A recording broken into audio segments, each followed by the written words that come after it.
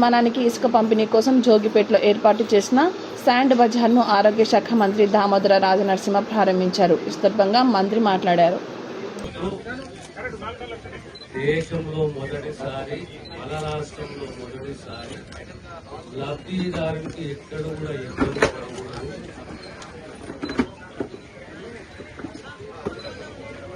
ఈ sand mafia చేతితో చిక్కకూడదు. ఆ లబ్ధిదారుని కాపాడుకోవాలి. మార్కెట్ కానీ బ్లాక్ మార్కెట్ కానీ కొనుగోలు జరగకూడదు. స్వతహాగా ప్రభుత్వమే బాధ్యత తీసుకోవాలి. తక్కువ ధరకు మెట్రిక్ టన్ 1200 రూపాయలకి విక్రయించాలి.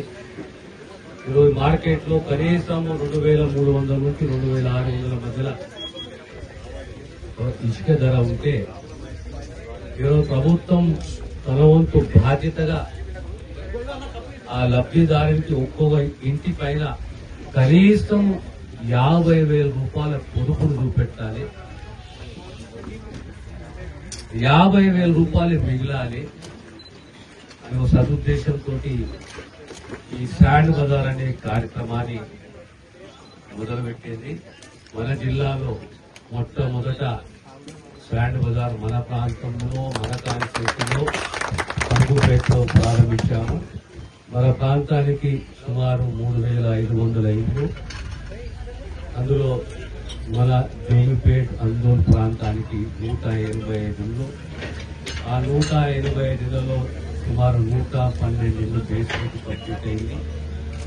పేమెంట్స్ రెగ్యులర్ గా జరుగుతున్నాయి.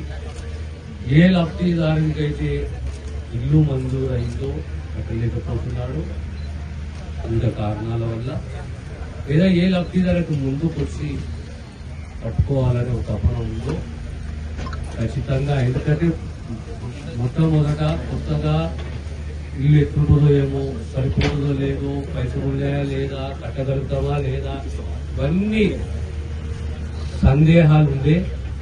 నెమ్మదిగా అన్ని సందేహాలు తొలగిపోయి అందరికీ లబ్ధిదారులకు ఇల్లు కట్టుకోవాలనే ఆశలకు ఆ ఆశ పెరిగింది. మేము కట్టుకోగలుగుతాము, మాకు సమయానికి పేమెంట్ వస్తుంది, మాకు ఇసుక అనేది తక్కువ ధరకు వస్తున్నది, ప్రభుత్వమే బాధ్యత తీసుకున్నది అనే ఒక పాజిటివ్ సంకేతం లబ్ధిదారుల్లో ఇల్లు కట్టుకోవాలనే ఆశ ఉన్న వారికి కలిగింది.